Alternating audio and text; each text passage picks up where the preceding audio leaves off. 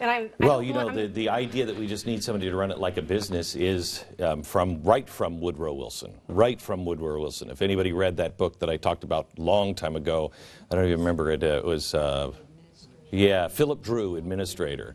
That's all it was. We don't need a president. We don't need a constitution. We need an administrator.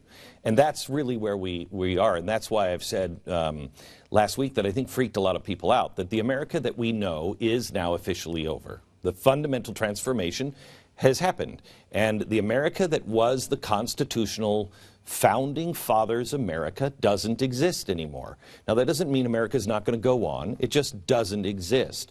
Our new founders are Theodore Roosevelt, Woodrow Wilson, Eugene Debs, Margaret Sanger. It is the progressives that have founded, and it's taken them 100 years to get it to happen, but they have slowly done it. And we're here now. So now the question is, where do we go from here? And as I asked the guys on the radio show, and I'd like to ask you guys this, if there was a place, and I said to you, there is this new land, it's untouched, nobody's going to bother you, you can practice your religion and live your constitution in peace. Now it's a little wildernessy. I mean, you're going to have to build it up yourself, but we're going to go, and like-minded people are going to go and be there. But you'll be able to do the things that you want to do and pursue your happiness in peace. How many people would leave this land and go there? Can we take Ted Cruz as our leader? Yeah, we would take Ted Cruz. Yes, we could take Ted as our leader. Yes. Okay. So we would go. I would. I'm not married to the United States of America, just like I'm not married to the Republican Party. I'm married to the principles that created the United States of America. Well, those principles are now gone. And there's no place that we can go now. Hang on just a sec. There's no place that we can go. We're out of land, unless you want to go to outer space, and I don't recommend it. So there's no place to go. But we have to think of ourselves as pilgrims.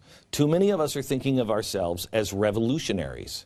You know, I guess it's time for revolution. No. It's time for the pilgrims.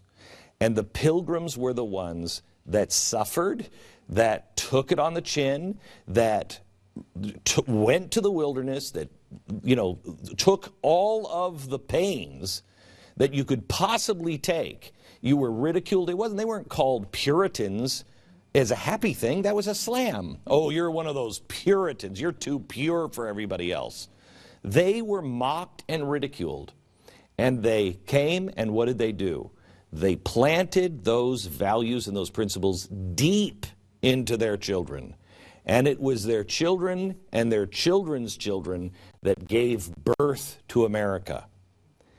We are not the revolutionaries because our children and even us. Who was in the Oval Office a minute ago and said, several people said they heard the radio show today and they didn't even know the stuff about prohibition, right? We don't know our own history. How can you possibly fight to the last man like the Alamo if you really don't know what you're fighting for? We have to be the pilgrims and re-germinate those seeds. Katie. Okay, so are you suggesting that people move? Or, I mean, because I think that things can be restored through our children, for sure. I mean, I think that's where it begins. And I think that we have to be creative in the times that we're in and use the tools that exist here now that capture their attention, quite frankly, more than the schools are. You know, I have a 9-year-old and a 7-year-old, and they watch amazing things using their devices, and we expose them to, they have access to so much, and it's just, and we can get to them. Because what they're doing outside of school, quite frankly, is a lot more interesting than what they're doing in. So if we create those things, we can get them. Right, and I would recommend that you get your kids out of the school, quite honestly. I would get your kids out of that indoctrination and that brainwashing as fast as you possibly could, quite honestly. I know that's hard for some people, and some people it doesn't work for, but if you can, you should. I mean, there's Liberty University, I know, does online classes. They're great. BYU does online classes for kids. That's great. There's homeschooling classes that you can get online. Fantastic. It's not the way it was even 10 years ago.